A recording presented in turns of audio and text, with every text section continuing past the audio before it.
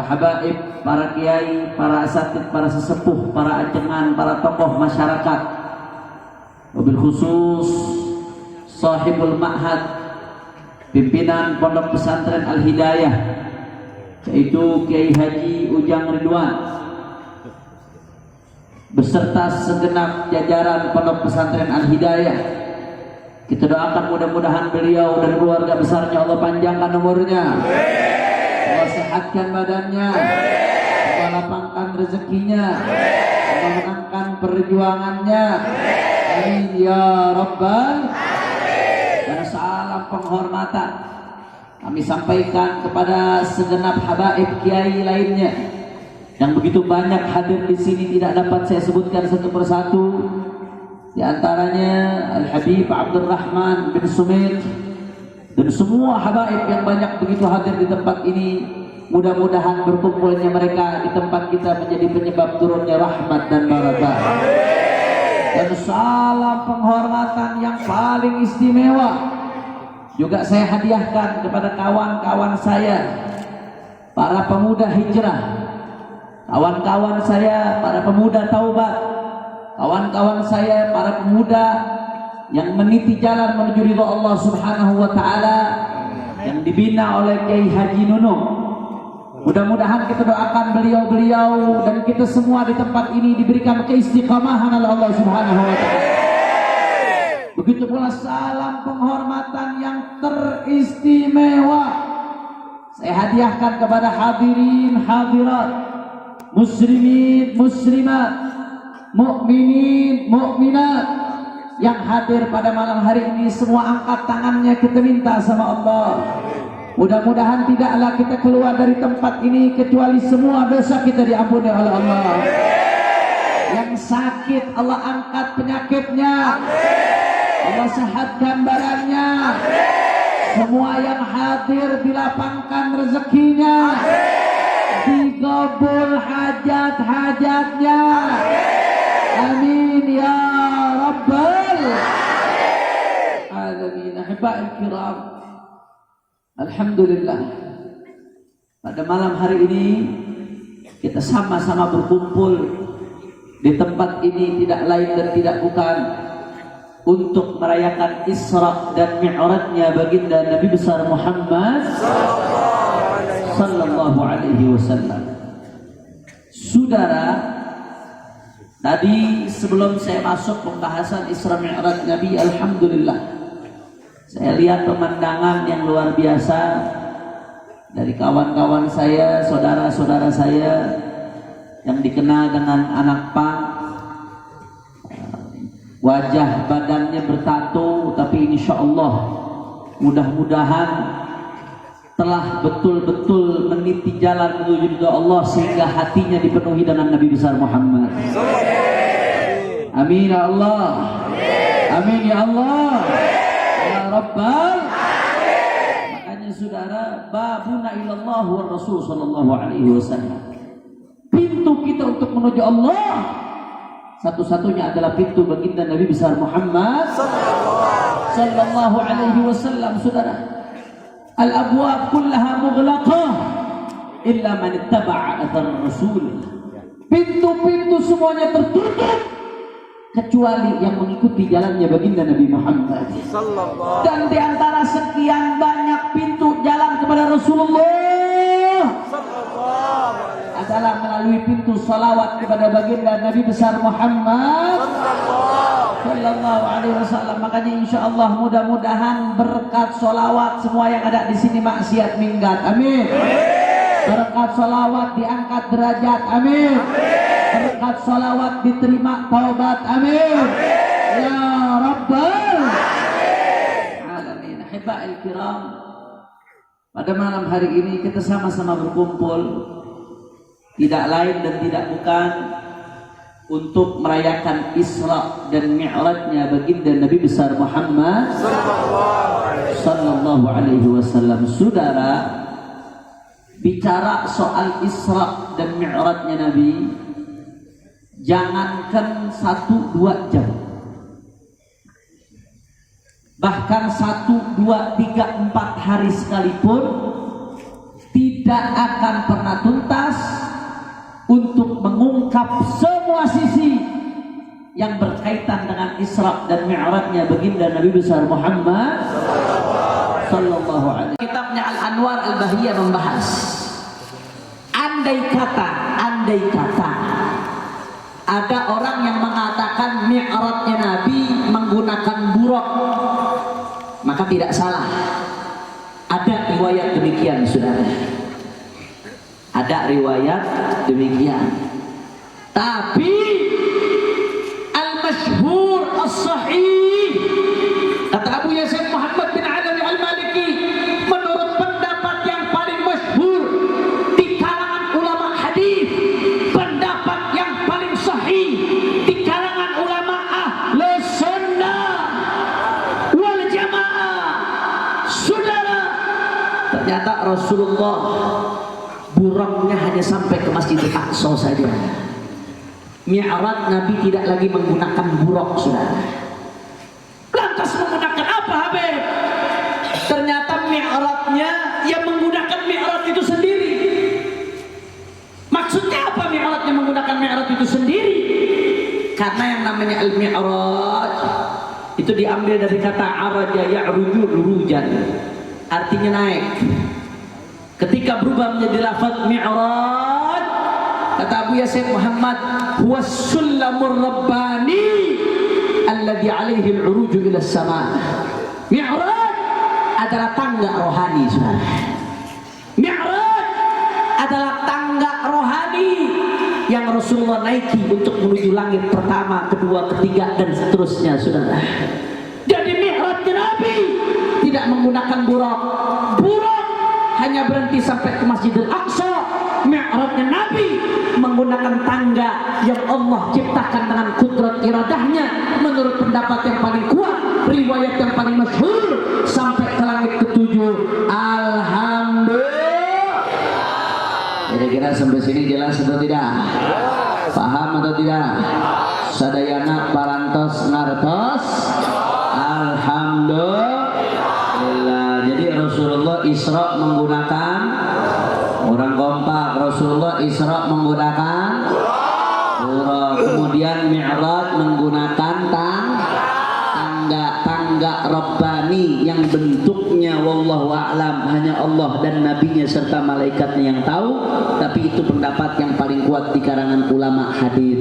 Alhamdulillah. Saudara, singkat cerita, saya langsung masuk ketika Rasul Sallallahu Alaihi Wasallam sampai ke langit pertama, saudara.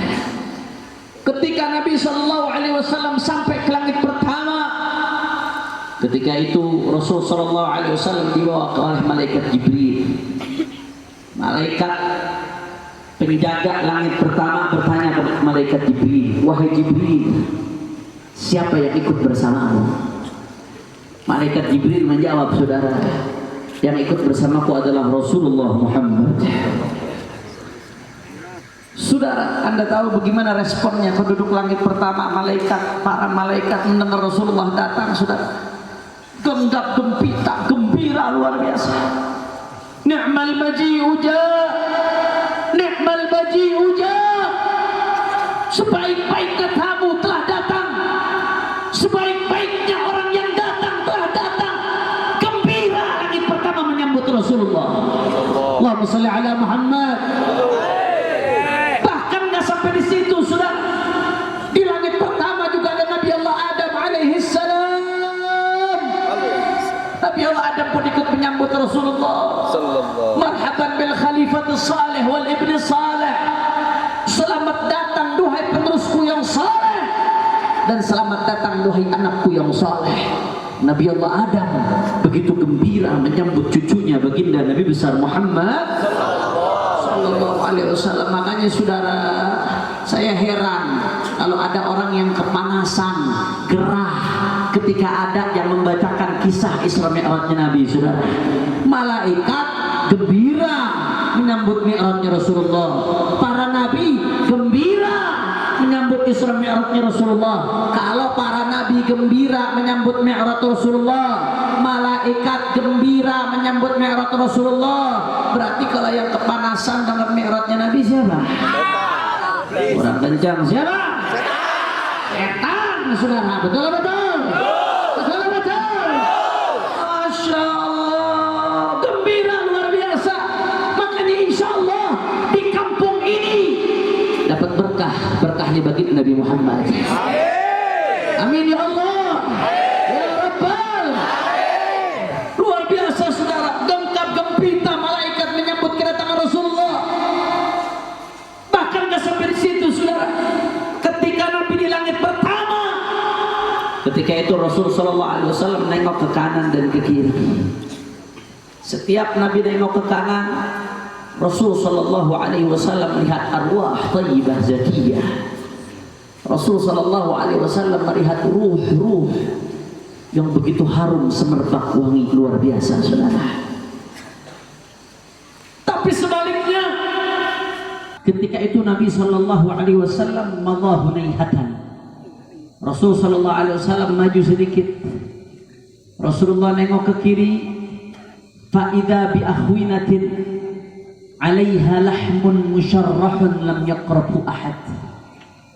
Ternyata di sebelah kiri itu saudara, Nabi lihat ada satu nampan, satu wadah makanan. Di atas wadah makanan tersebut ada daging yang sudah dipotong-potong. Nikmat, lezat, siap saji, tapi tidak ada satupun yang mendekati saudara. Tidak ada satupun yang mendekati mengambil daging tersebut. Sebaliknya saudara, di sampingnya ada sebuah nampan yang di atasnya ada daging-daging busuk, daging-daging yang bau, daging-daging yang rusak. Tapi anehnya, fihi unasun ya'kuluna minhu, ada sekelompok orang berebut makan daging busuk tersebut. Saya mau tanya orang Pelabuhan Ratu, saya mau tanya, pemandangan seperti ini wajar atau tidak? Aneh atau tidak? Bahkan dalam riwayat lain disebutkan ada satu nampan, di atasnya daging-daging yang lezat, nikmat, enak luar biasa. Di sekelilingnya ada bangkai-bangkai saudara. Apa yang terjadi? Ibadah Allah. Itu daging yang nikmat, lezat, nggak ada yang colek, nggak ada yang makan, tidak ada yang ambil. Sebaliknya, justru daging yang busuk, bangkai-bangkai itu diperebutkan saudara. Saya mau tanya, pemandangan seperti ini aneh atau tidak? Aneh. Wajar atau tidak? Wajar saudara. Kalau orang wajar, orang normal pasti milih daging yang enak dari daging yang busuk, betul? Daging yang lezat dari daging yang rusak, betul? Betul. Itu orang wajar. Tapi ini yang Allah perlihatkan ke Nabi, di neraka ada sekelompok orang yang lebih memilih makan daging busuk, berebut daging busuk daripada yang nikmat. Makanya Nabi heran Pak Bu. Nabi tanya ke malaikat Jibril, ya Jibril, man haula? Wahai Jibril, siapa tuh mereka yang lebih memilih daging busuk daripada daging yang enak? Siapa gerangan mereka wahai Jibril? Apa kata malaikat Jibril saudara? Ya Rasulullah, haula min ummatika yatrukuna al-halal wa ya'tuna al-haram. Ya Rasulullah, mereka sekelompok daripada umatmu ya Rasulullah. Apa yang mereka lakukan? Allah sudah berikan yang halal, Allah sudah kasih jalan untuk dapat yang halal, tapi yang halal ditinggalkan, malah ngambil yang haram saudara. Saya mau tanya, yang model seperti ini ayah ente? Ayah ente? Ayah atau loba? Ayah atau loba? Yakin? Betul? Saya mau kasih contoh sebenarnya, tapi udah setengah 12 lewat ini. Lanjut atau jangan? Masih semangat? Yakin? Betul? Coba saya mau dengar kalau semangat salawatnya mana, Allahumma sholli ala Muhammad. Masya Allah. Jadi ternyata mereka Allah kasih yang halal ditinggalkan, malah ngambil yang haram. yang haram, saudara. Bagaimana contoh mereka? Saya kasih contoh yang sederhana, yang gampang. Coba jawab yang kompak, jawab yang kompak. Orang Pelabuhan Ratu, jawab yang keras. Nikah halal atau haram? Orang kompak, nikah halal atau haram? Kalau nikah lagi? Ngomong nikah lagi juga takut, saudara. Ngomong nikah lagi halal udah takut. Bagaimana prakteknya? Masya Allah, halal kalau bisa adil. Nah, kalau nggak bisa adil atau nggak dapat ridho atas ketidakadilannya, nggak dapat suluh, hati-hati, diancam sama Nabi. Ja'a yaumal qiyamah wa shiqquhu ma'il. Orang kalau poligami tapi nggak adil, dalam hadis diancam sama Nabi, di hari kiamat nanti ngesot-ngesot, miring-miring jalannya. Na'udzubillah min dzalik. Kecuali kalau dapat suluh, ketidakadilannya diridhoin, itu lain cerita tuh.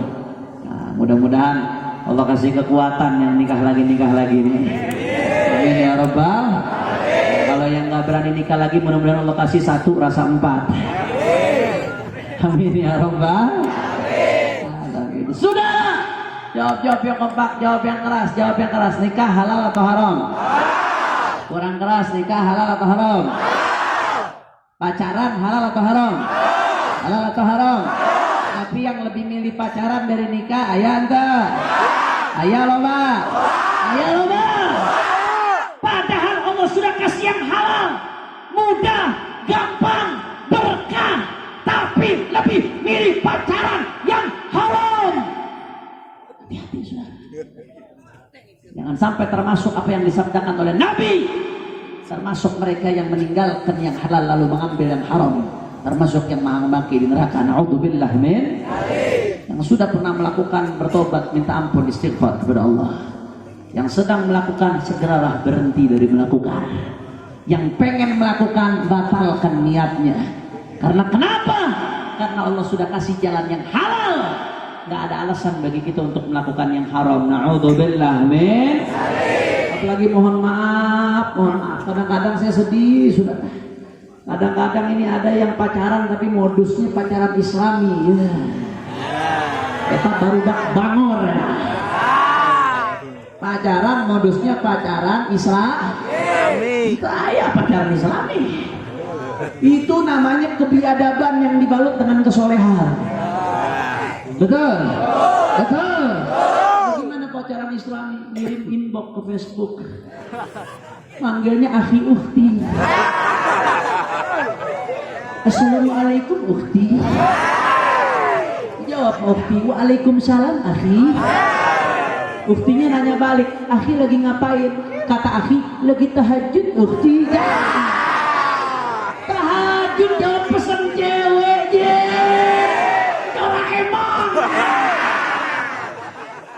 Masya Allah. Habis itu modusnya nggak selesai sampai di sini. Mohon maklum. Ini buaya yang lepas dari taman safari, saudara. Modusnya nggak selesai sampai di situ, dilanjutkan. Ukhti, bolehkah kita ta'aruf lebih jauh?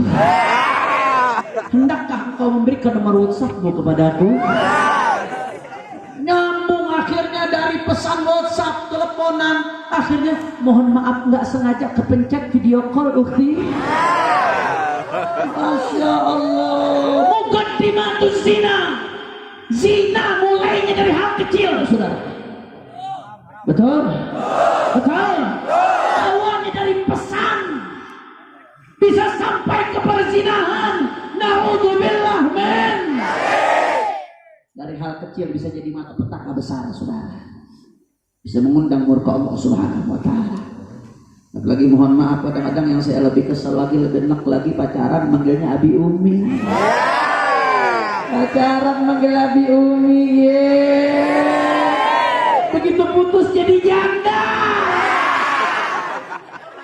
Masya Allah. Ayah anda yang begitu. Ayah anda. Udah stop, jangan lagi ada seperti itu, saudara. Itu yang bikin rusak generasi muda kita, betul? Itu yang bikin lalai generasi muda kita, saudara, betul? Makanya kita doain mudah-mudahan yang pengen nikah, insya Allah Allah kasih kemudahan, insya Allah. Allah kasih keberkahan insyaallah. Allah kasih berkah dunia akhiratnya insyaallah. Dan perempuan dapat suami-suami yang saleh. Dan laki-laki dapat istri-istri salehah. Tapi angkat tangannya semua, amin. Amin. Amin. Yang pacaran mudah-mudahan putus. Banyak yang panik di atas itu. Masya Allah. Kira-kira jelas atau tidak? Jelas atau tidak? Pemuda-pemuda muslim muslimah Pelabuhan Ratu siap jauhi pacaran? Siap jauhi pacaran? Siap sama-sama nikah? Siap nikah lagi? Nikah lagi masal deh. Kalau pernikahan masal udah biasa, ini pernikahan kedua masal. Masya Allah, insya Allah nanti bikinnya di rumah Habib Abdurrahman di Semen, insya Allah. Siap, Beb, saya aja kagak berani. Insya Allah, kira-kira jelas atau tidak? Insya Allah. Itu yang pertama saya kasih contoh. Saya kasih contoh lagi yang kedua, yang sederhana, yang gampang. Pejabat. Mulai dari, apalagi pejabat-pejabat tinggi, bupati, wali kota, menteri, gubernur, sampai ke presiden dan seterusnya pejabat-pejabat tinggi. Jawab yang kompak. Kalau pejabat kerja dengan baik dapat gajinya halal atau tidak? Halal, sudah halal, thayyib. Selama dia kerja dengan baik dapat gaji sebagai abdi negara halal. Di fikih pun diatur yang namanya ummal. Pekerja abdi negara itu dapat gaji dari baitul mal, dari kas negara, sudah halal. Wah, sekarang pejabat semakin tinggi jabatan, gajinya biasanya semakin tinggi, betul? Belum tunjangan ini itu, saudara. Tapi faktanya jawab yang kompak, meskipun pejabat digaji, bahkan banyak yang gajinya tinggi, tapi yang korupsi ayah ente. Ayah loh bang. Hati-hati saudara, jangan sampai termasuk yang disabdakan oleh Nabi. Ya'tunal haram wa yatrukunal halal. Dia meninggalkan yang halal. Allah sudah kasih gaji halal, thayyib, mubarak. Tapi dia tinggalkan yang halal karena ketamakan, karena kerakusan diambil yang haram, saudara.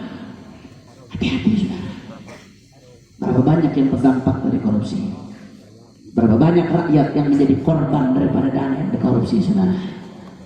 Kalau kezaliman person to person saja, naudzubillah min dzalik, misalkan saya punya kezaliman terhadap orang lain, satu orang person to person saya zalimi, saya berbuat dosa kepadanya, naudzubillah, misalkan saya ribah, atau saya caci, saya hina, saya maki, atau saya rampas hartanya, atau saya rampas haknya, itu nggak main-main, saudara. Itu bisa bikin bangkrut di hari kiamat. Bagaimana Rasulullah SAW menceritakan tentang al-muflis, orang yang bangkrut. Orang yang bangkrut bukan yang nggak punya dirham, bukan yang nggak punya dinar, bukan. Tapi orang yang bangkrut, dia di hari kiamat, dia membawa pahala salat, membawa pahala saum, puasa, membawa pahala sedekah. Tapi ternyata lisannya dia nggak jaga, lisannya mencaci fulan, lisannya menghibah fulan, lisannya memfitnah fulan. Apalagi kalau yang difitnah ulama, apalagi kalau yang difitnah dzurriyyat Rasulullah. Dia merampas hak fulan, dia mendolimi fulan, dia bawa itu amalan banyak, pahala banyak, tapi karena lisannya tidak dijaga, tangannya tidak dijaga, sudah apa yang terjadi? Muflis, bangkrut, sudah. Nabi yang mengatakan, bukan saya. Nabi yang mengatakan bangkrut. Pahalanya diberikan kepada orang yang dizalimi. Kalau pahalanya sudah habis, maka dosa orang yang dizalimi diberikan kepada orang yang menzalimi, saudara. Maka jangan sekali-kali Anda berdosa kepada manusia. Jangan sekali-kali ada hukukul ibad yang menjadi tanggung jawab kita. Berat, saudara. Kalau antar orang saja berat, bagaimana kalau korupsi? Yang dizalimi dengan korupsi ratusan ribu orang, jutaan orang, puluhan juta orang, betul. Masya Allah. Di dunia boleh gagah, di dunia boleh dia pakai jas, di dunia boleh dia terlihat hebat, di dunia saudara boleh boleh dia dengan pengawal, dia sombong, tapi manakala korupsi, coba-coba merampas duit rakyat, saudara, tempatnya di neraka, hina, tina, makan bangkai, saudara. Na'udzubillah min dzalik. Mudah-mudahan Allah jaga pejabat-pejabat kita. Allah berikan taufik dan hidayah untuk amanat, menjaga amanat rakyat. Dan mudah-mudahan kita juga dijadikan rakyat yang bertakwa kepada Allah. Amin ya Rabbal. Hati-hati, saudara, ini bukan masalah mudah. Meninggalkan yang halal padahal Allah sudah kasih jalannya, malah mengambil yang haram. Na'udzubillah min. Na'udzubillah min dzalik. Oleh karena itu, saudara, Nabi kasih peringatan kita seperti ini bukan buat nakut-nakutin kita, saudara. Bukan buat apa.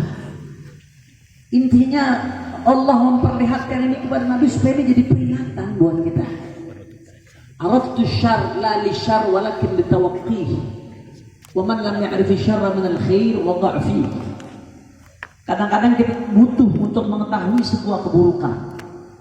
Tujuannya bukan supaya kita melakukan keburukan tersebut, bukan supaya kita terjeblos dalam keburukan tersebut, tapi supaya kita bisa menghindari keburukan tersebut.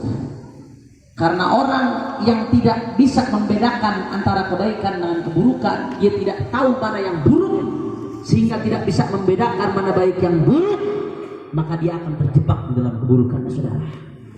Tapi kasih tahu kita ini tidak lain dan tidak bukan supaya kita selamat, saudara, supaya kita terhindari dari kelompok tersebut kepada Allah.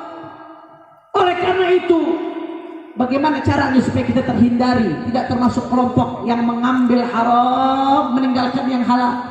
Selain akan meningkatkan ketakwaan kita kepada Allah, tidak ada cara lain, saudara, supaya kita bisa menghindari tersebut adalah dengan mengetahui mana yang halal, mana yang haram, saudara. Dan kita tidak bisa mengetahui mana yang halal, mana yang haram kecuali dengan ilmu. Kalau sudah tahu ilmunya, mana yang halal, mana yang haram, baru kita bisa ambil yang halal, baru kita bisa tinggalkan yang haram. Kalau tidak tahu ilmunya, bagaimana kita bisa membedakan, saudara? Kalau tidak bisa membedakan, bagaimana kita bisa memilih mana yang halal, mana yang haram ibadah Allah? Makanya nggak ada jalan lain kecuali ilmu.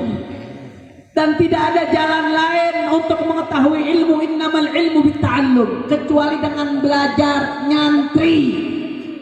Dan tidak ada jalan untuk belajar kecuali dari para habaib, para alim ulama, para kiai, para ajangan yang sanad keilmuannya bersambung kepada baginda Nabi besar Muhammad. Hanya kepada mereka, saudara.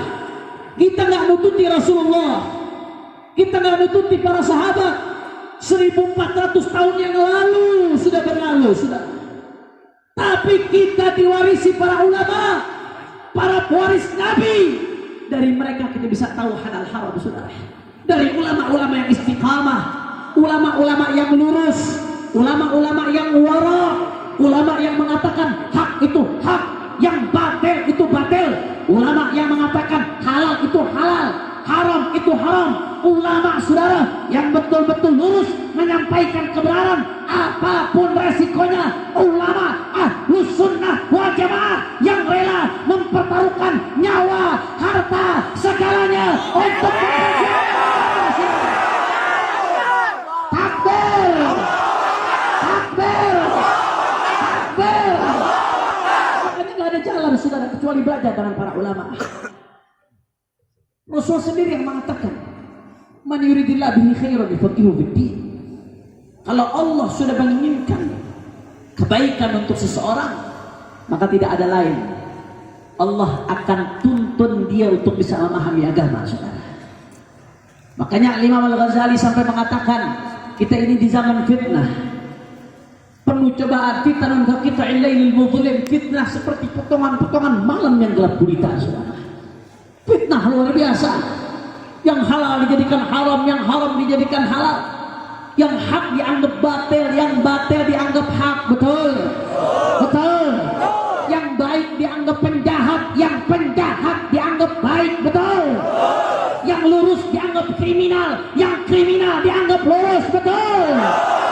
Saudara, zaman fitnah sebagaimana digambarkan oleh Nabi, asbahal munkaru ma'rufan wal ma'rufu munkar.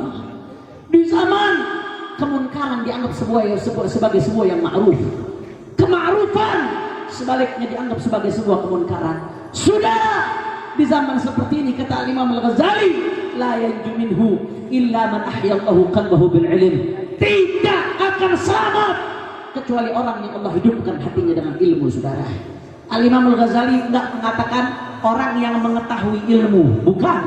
Karena kalau sekedar mengetahui ilmu, berapa banyak orientalis, orang-orang barat yang mempelajari Islam disebut orientalis. Mereka kafir, saudara. Mereka nggak percaya dengan Allah, mereka nggak percaya dengan Rasulullah, tapi mereka hafal Quran, mereka hafal banyak hadis, mereka bikin banyak tulisan sampai ada ensiklopedia hadis, saudara. Luar biasa. Mereka bahkan banyak yang lebih alim dari kita, saudara.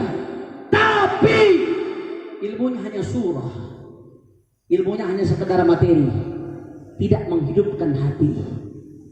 Ilmunya hanya sampai ke otak, hafalan, tidak sampai menembus relung-relung jiwa sehingga menghidupkan iman, saudara. Tapi kita alhamdulillah, Allah kasih hidup di kalangan ulama, habaib, kiai, asatid yang ahlus sunnah wal jamaah, sehingga kita diajarkan cinta Allah, cinta Rasulullah, cinta para nabi, cinta ahlul bait, cinta keluarganya Nabi, cinta sahabatnya Nabi. Saudara, ilmu yang bisa seperti ini hanya ilmu yang menghidupkan hati, saudara. Ilmu yang membuat hati yang keras menjadi lembut, ilmu yang membuat hati yang kaku menjadi penuh dengan rasa cinta, saudara. Oleh karena itu, ibadallah, saya di berbagai tempat saya ingatkan di berbagai tempat. Silahkan tanya asisten saya yang selalu mendampingi saya.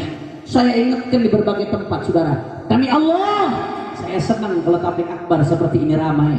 Saya senang Isra Mi'raj ramai. Saya senang kalau maulid ramai. Alhamdulillah. Hari-hari besar Islam hidupkan, syiarkan, penting. Di situ ada konsolidasi umat. Di situ ada ilmu yang diberikan oleh para ulama. Di situ ada hujan rahmat. Di situ ada hujan ampunan. Di situ ada hujan daripada inayah dari Allah Subhanahu wa taala. Tapi saudara, demi Allah, saya jauh lebih senang kalau majelis taklim yang ramai, saudara. Demi Allah, saudara, saya senang tabligh akbar ramai. Ramaikan, siarkan. Wajib kita mengagungkan syiar Allah. Tapi demi Allah, saya jauh lebih senang kalau majelis taklim yang ramai, saudara. Kenapa? Karena sebagaimana jasad kita butuh makanan setiap hari, hati kita juga butuh makanan setiap saat, saudara. Jasad makanannya nasi dan berbagai makanan lainnya, tapi hati makanannya adalah ilmu, saudara. Jasad akan mati kalau tidak diberikan makan, hati pun akan mati kalau tidak diberikan makanannya. Sebagaimana jasad tidak cukup hanya dikasih makan setahun 3 kali 4 kali di hari besar Islam, begitu pula hati kita, karena kebutuhan kita banyak, saudara. Kita diberikan kewajiban untuk mengetahui apa-apa yang Allah tuntun kepada kita di setiap keadaan. Di tabligh akbar bagus, dibangkitkan serak, tapi nggak semua kita dapat di tabligh akbar, saudara. Kita wajib tahu ilmu wudu. Apa diajarkan di tabligh akbar? Tidak. Kita wajib tahu ilmu sholat, hukum-hukum berkaitan dengan sholat, puasa, haji. Kita diwajibkan untuk tahu ilmu yang berkaitan dengan muamalat, transaksi jual beli, pinjam meminjam, supaya harta yang kita dapatkan halal. Karena kalau yang didapatkan sudah haram, maka semuanya akan rusak. Ibadahnya akan rusak, perilakunya akan rusak, keturunannya akan rusak. Dari mana kita bisa tahu yang kita dapatkan halal? Hanya dengan ilmu transaksi, saudara. Ilmu yang berkaitan dengan muamalah, supaya kita bisa menghindari riba, supaya kita bisa menghindari jual beli yang diharamkan oleh Allah Subhanahu wa taala. Ilmu yang berkaitan dengan pernikahan, kita berkeluarga, tapi berapa banyak di antara kita yang tidak tahu dia sudah mengucapkan kalimat talak, saudara. Berapa banyak jatuh talak tanpa dia tahu hukumnya, bukan karena tidak sadar, tapi karena tidak mengerti. Akibatnya fatal. Berkaitan dengan keturunan statusnya. Berkaitan dengan status berhubungan setiap harinya, saudara. Ini cuma kita dapatkan di majelis taklim, cuma kita dapatkan di pesantren, cuma kita dapatkan di majelis ilmu. Makanya saudara, saya minta yang ada di sini, kalau Anda mau lebih dekat dengan Rasulullah, kalau Anda mau lebih dekat dengan Nabi, maka jangan jauh-jauh dari majelis ilmu, saudara. Jangan jauh-jauh dari para ulama, jangan jauh-jauh dari para ajangan, jangan jauh-jauh dari para kiai. Ambil ilmunya. Kalau nggak bisa setiap hari, minimal seminggu 2 kali. Kalau nggak bisa seminggu 2 kali, minimal seminggu sekali. Kalau tidak bisa seminggu sekali, bohong, dusta. Kenapa saya katakan bohong? Buktinya waktu buat main handphone masih ada, betul? Waktu buat nongkrong ngobrol masih ada, betul? Waktu buat duduk di pantai masih ada, betul? Waktu buat berbincang-bincang yang tidak bermanfaat masih ada, betul? Bohong kalau kau mengatakan tidak punya waktu untuk menuntut ilmu. Saudara, demi Allah, umat ini tidak akan pernah bangkit selama ilmu tidak hidup, saudara. Tapi kalau umat ini sudah menghidupkan ilmu sebagaimana menghidupkan syiar, demi Allah, kita akan bangkit menjadi umat yang hebat, mengalahkan syiar.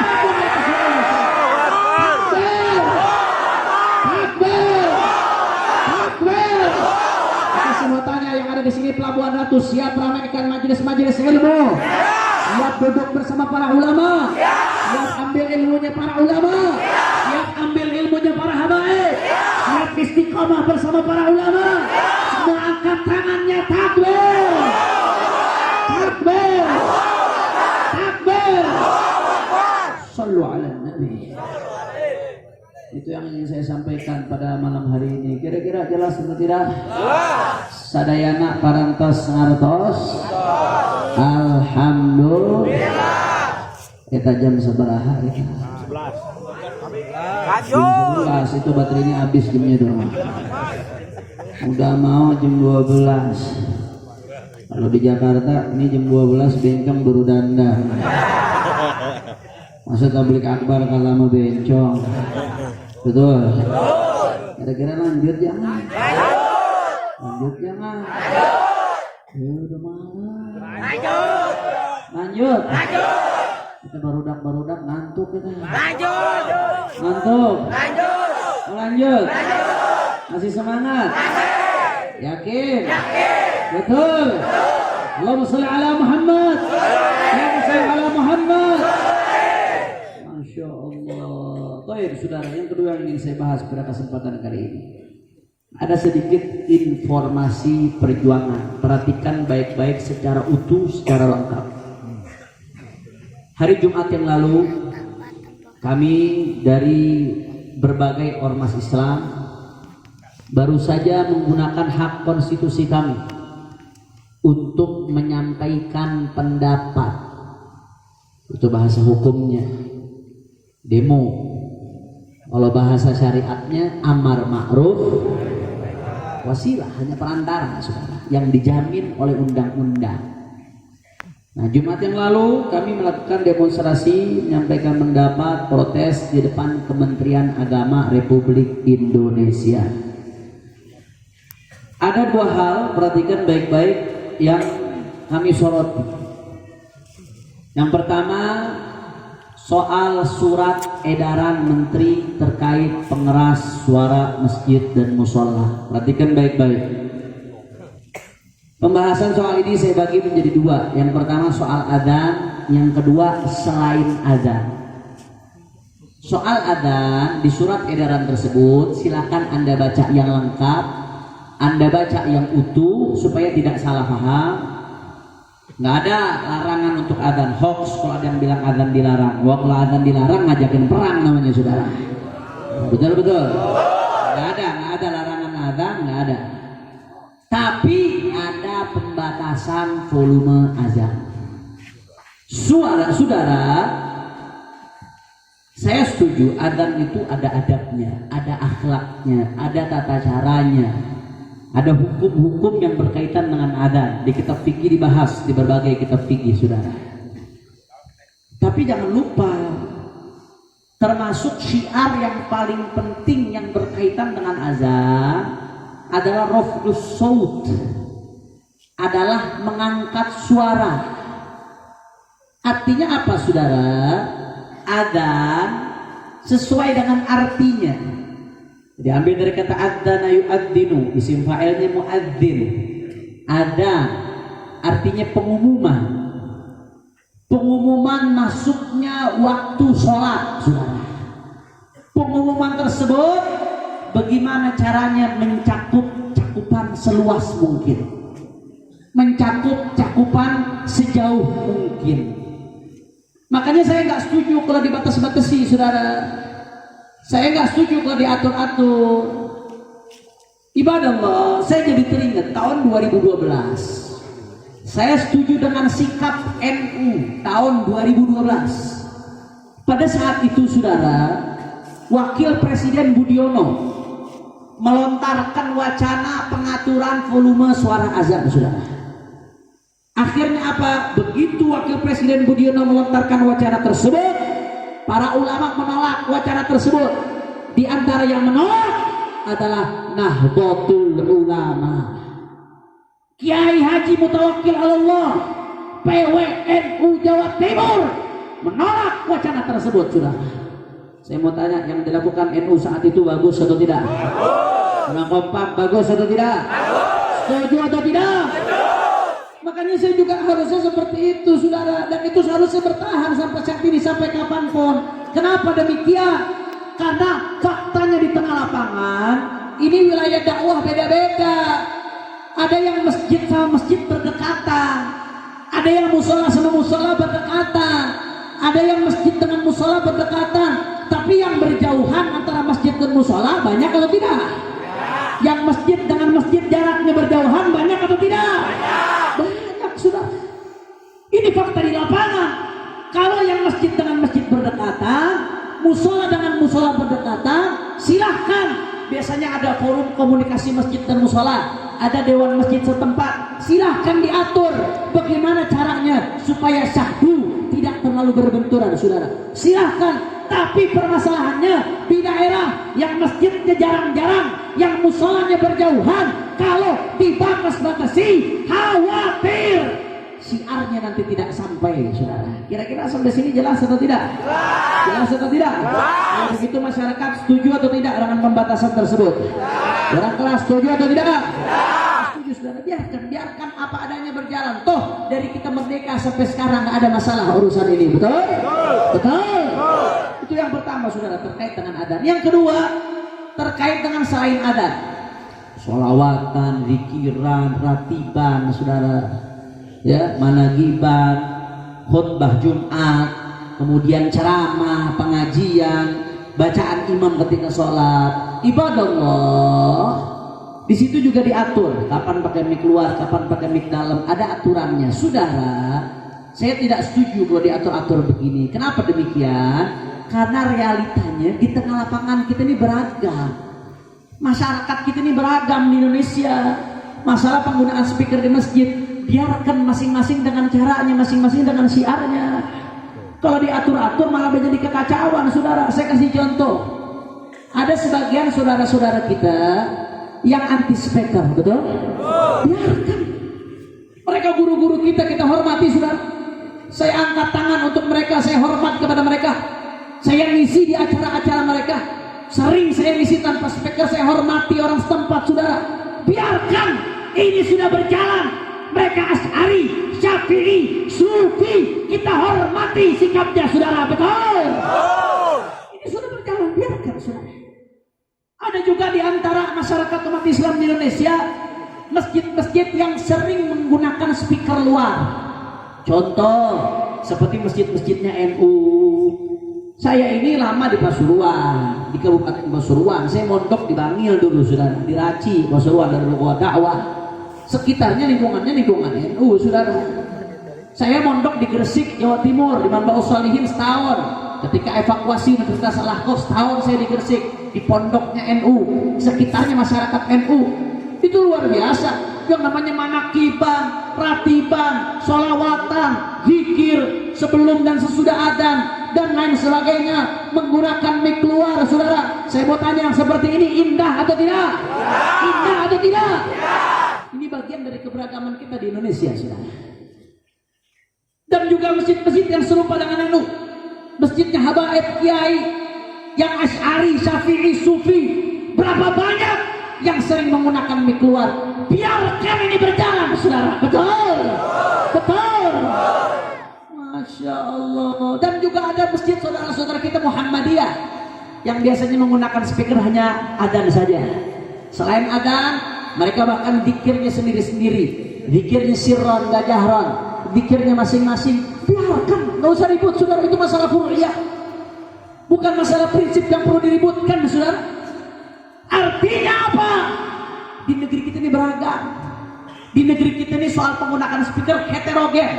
Ada macam-macam warna. Ada yang sama sekali gak pakai speaker. Ada yang siarnya menggunakan speaker. Ada yang penggunaan speakernya lebih cenderung terdikit. Biarkan ini berwarna. Biarkan ini jadi keindahan Indonesia. Biarkan ini jadi civil society. Negara nggak perlu terlalu dalam ikut campur, saudara. Biarkan ini menjadi syiar yang berbaur dengan local wisdom, kearifan lokal, saudara. Betul? Masya Allah. Nggak perlu kalau diikut campuri terlalu dalam, nanti justru menimbulkan konflik. Makanya saya katakan, saudara, kalau di wilayah mayoritas muslim, minoritas non muslim, saudara, maka sebagaimana mayoritas muslimnya punya kewajiban untuk merangkul dan mengayomi minoritas, tapi minoritas muslimnya juga harus tahu diri dan tahan diri, saudara. Betul? Sebaliknya, di wilayah mayoritas non muslim, minoritas muslim seperti di Bali, Papua, NTT, saudara, sebagaimana mayoritas non muslim punya kewajiban untuk merangkul dan mengayomi minoritas muslim, muslim minoritas juga punya kewajiban untuk tahu diri, menyesuaikan daripada lingkungan sekitar. Betul? Itu namanya saling menghormati satu sama lain. Itu namanya Bhinneka Tunggal. Bhinneka Tunggal Ika. Itulah keberagaman kita. Betul? Kira-kira sampai sini jelas atau tidak? Jelas atau tidak? Makanya selalu saya katakan, saudara, dan banyak yang mengatakan ini, kalau ada yang tidak suka dan merasa terganggu dengan speaker, toa, masjid dan musola, maka jangan tinggal dekat masjid dan musola, saudara. Gampang, gitu aja, repot, gak usah ribut. Sebaliknya, kalau sama seperti kalau ada yang terganggu dengan rel kereta, dengan suara bisingnya kereta, maka jangan tinggal dekat rel kereta. Bukan malah ban kereta lu copotin. Betul. Nah, kira udah gampang, nggak usah ribet masalah begini, saudara. Kamu sini kalau segini yang urusin tuh, urusin minyak langka. Nah, betul. Yang mestinya diturunkan bukan volume masjid. Yang mestinya diturunkan tuh harga bahan pokok, harga pangan, harga BBM. Itu yang mestinya diturunkan, bukan volume suara mas. Kira-kira sampai sini jelas atau tidak? Sadayana parantos ngartos. Alhamdulillah. Itu yang pertama yang ingin saya bahas. Kemudian yang kedua, saudara. Yang kedua, tadi sebetulnya soal pengaturan speaker, oke lah, masih bisa pro kontra, walaupun saya nggak setuju, masih debat-debat, saudara. Tapi yang kedua ini saya tidak bisa terima. Hati saya tergores, hati saya sakit, saudara. Di dalam sebuah wawancara, Menteri Agama mengungkapkan sebuah pernyataan. Silahkan Anda lihat wawancaranya yang lengkap, yang utuh, jangan sepotong-potong. Nanti pemahamannya keliru kalau sepotong-sepotong. Yang utuh, yang lengkap, jangan sampai dipelintir, jangan sepotong-potong, saudara. Setelah saya lihat secara utuh, secara lengkap, setelah saya lihat secara seksama, saudara, dengan pemahaman yang mendalam, saya mengambil kesimpulan. Intinya yang dia sampaikan, kesimpulannya, silakan Anda lihat yang lengkap, dan saya kira di sini hampir rata-rata sudah lihat, betul? Saya mengambil kesimpulannya, dia menyebutkan beberapa jenis suara. Ada suara yang keluar dari masjid dan musola, ada suara yang keluar dari rumah ibadah, dan dia juga menyebutkan sebagai contoh suara gonggongan anjing. sama-sama suara dan perlu ditertibkan. Saya mau tanya Anda semua, setelah Anda melihat secara utuh, secara keseluruhan, saya mau tanya, pernyataan seperti ini pantas atau tidak? Layak atau tidak? Saya mau tanya umat Islam mendengar pernyataan menteri tersebut, sakit atau tidak? Resah atau tidak? Marah atau tidak? Masya Allah. Bagaimana dengan seorang menteri agama yang seharusnya mengayomi umat beragama, khususnya umat Islam sebagai mayoritas, saudara? Betul? Betul? Masya Allah. Oleh karena itu, saudara, saya nggak pakai banyak ngomong. Nggak pakai banyak ngomong, nggak usah nyari pembenaran, nggak usah nyari pembelaan. Tuntutan kami jelas. Yang pertama, taubat kepada Allah, saudara. Betul? Kita minta menteri agama untuk bertaubat kembali kepada Allah Subhanahu wa Ta'ala. Kemudian yang kedua, kita minta supaya dia membuat permohonan maaf terbuka kepada umat Islam. Setuju? Setuju? Setuju? Dan yang ketiga, kita minta dia untuk mempertanggungjawabkan daripada ucapannya. Saudara, kami umat Islam, kami nggak demen ribut, saudara. Kami nggak demen ribut, kami nggak demen rame, kami tidak demen, saudara, umat Islam untuk gaduh, saudara. Tapi kalau tidak ada api, tidak akan ada asap, saudara. Betul? Kami umat Islam bagaikan lebah. Lebah memberikan madu, madu bermanfaat, madu lezat, madu nikmat. Begitu pula kami umat Islam. Kalau kami diperlakukan dengan baik, maka kami akan lebih baik, saudara. Tapi demi Allah, kalau Anda coba-coba ganggu lebah, Anda akan dikejar, Anda akan diantuk. Begitu pula umat Islam, kami umat Islam, manakala agama kami diganggu, agama kami dihina, syariat kami diganggu, syariat kami dihina, demi Allah, kaki jadi kepala, kepala jadi kaki, mati bersaudara, kita benar untuk agama, saudara. Takbir, takbir, takbir.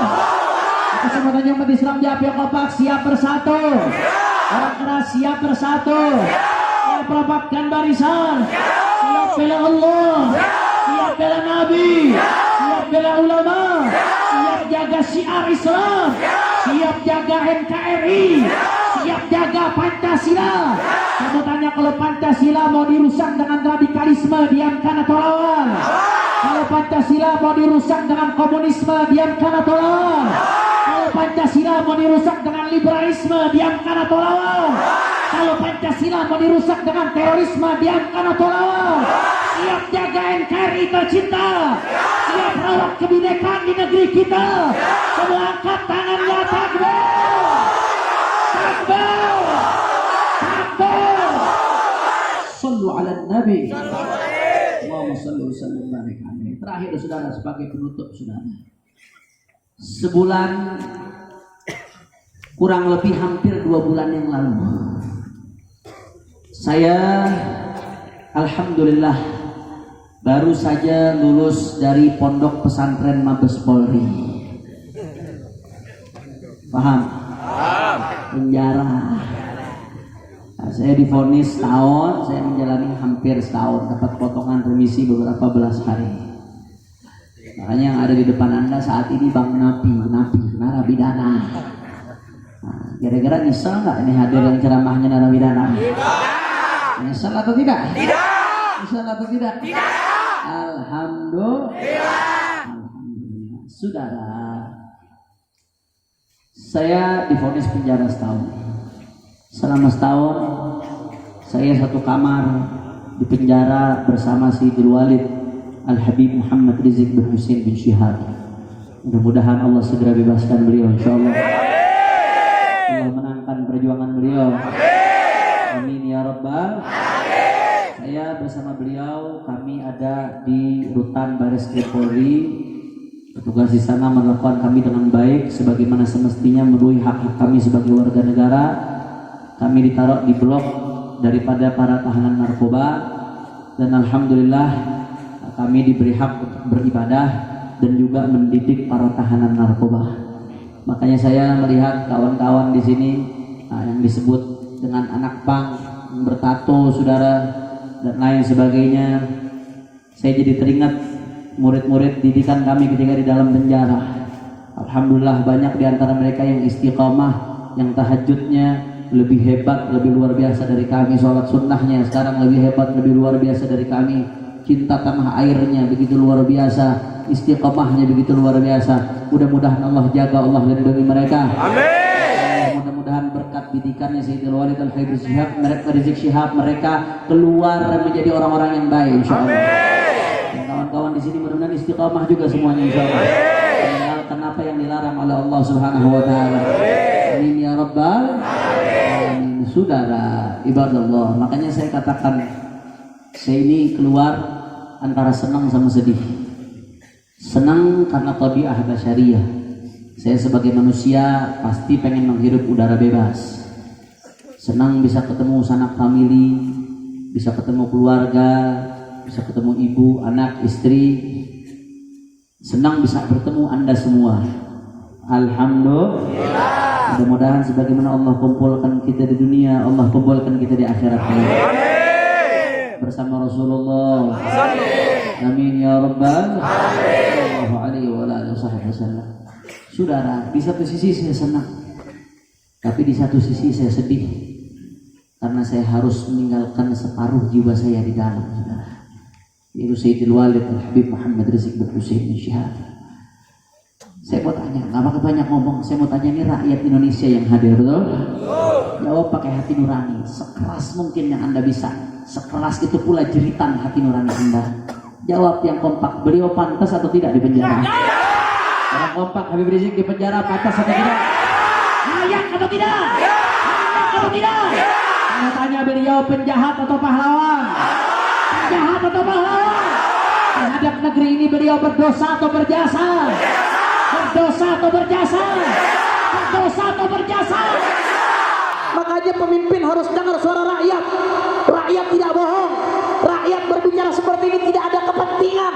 Rakyat berbicara dari hati nurani, saudara, betul. Apa salah beliau terhadap negeri ini, saudara? Apa dosa beliau? Apa ada rakyat yang pernah dirampok hartanya, saudara? Apa beliau pernah korupsi ngambil duit rakyat?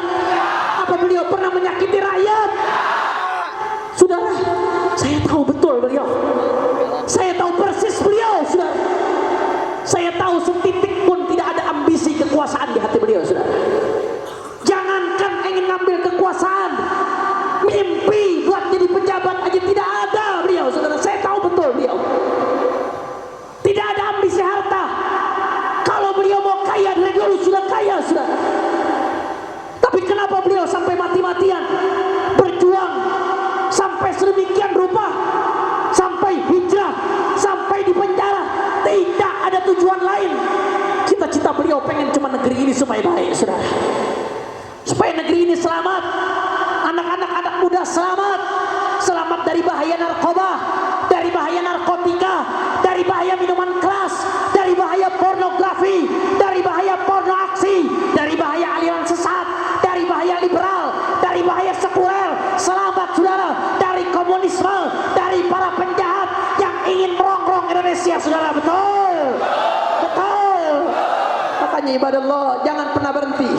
Yang pertama, jangan pernah berhenti untuk mendoakan para guru-guru kita, saudara.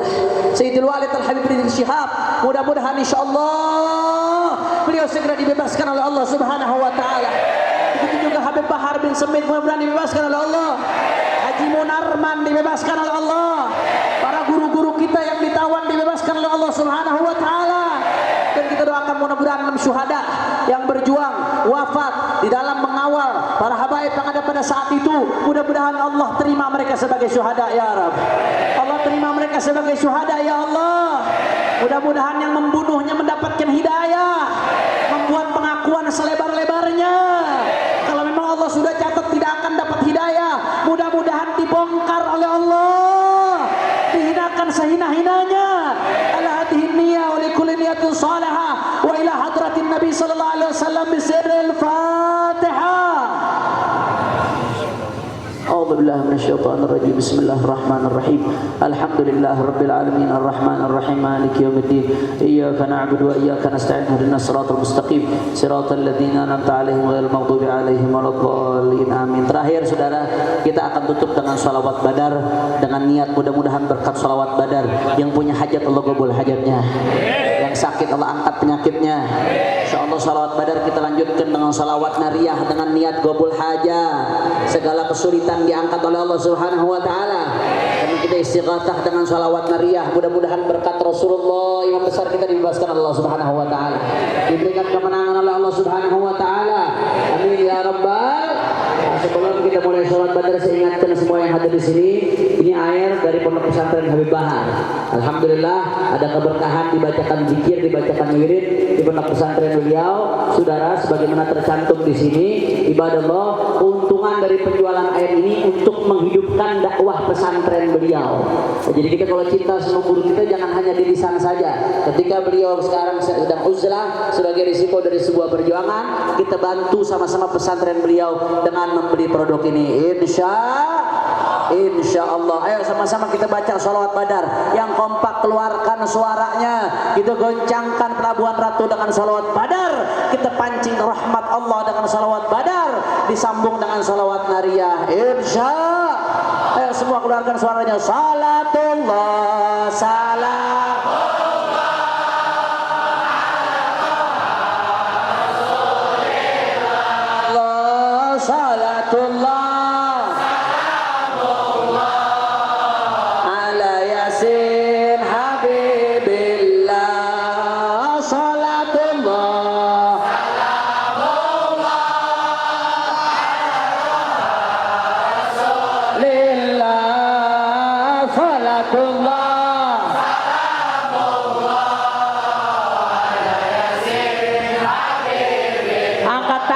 Sama Allah tawassalna billah wa bil hadi rasulillah tawassalna billah wa bil hadi rasulillah wa kulli mujahidin lillah bi ahlil badri ya Allah.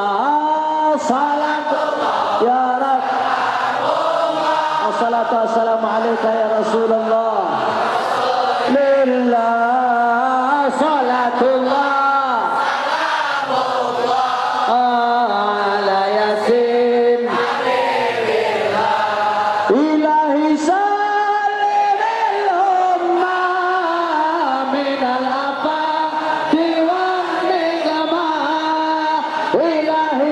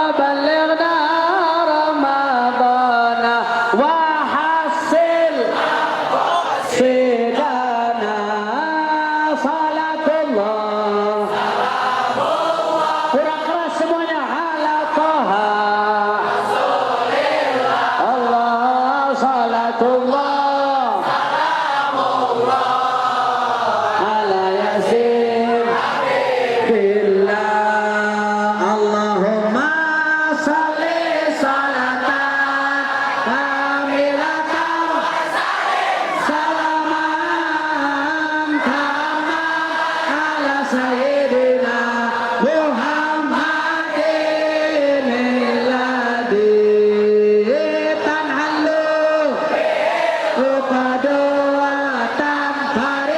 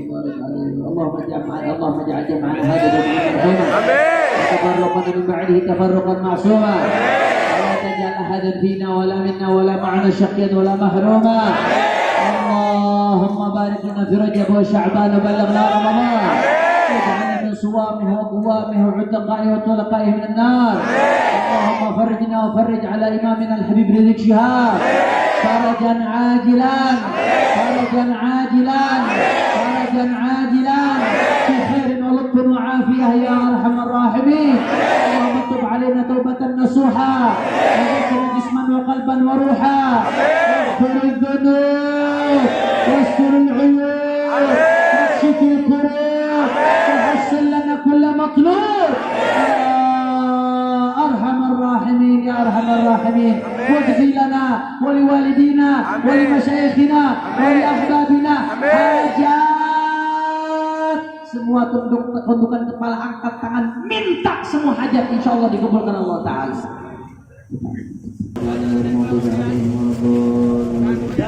Ini saja yang saya sampaikan, mudah-mudahan bermanfaat.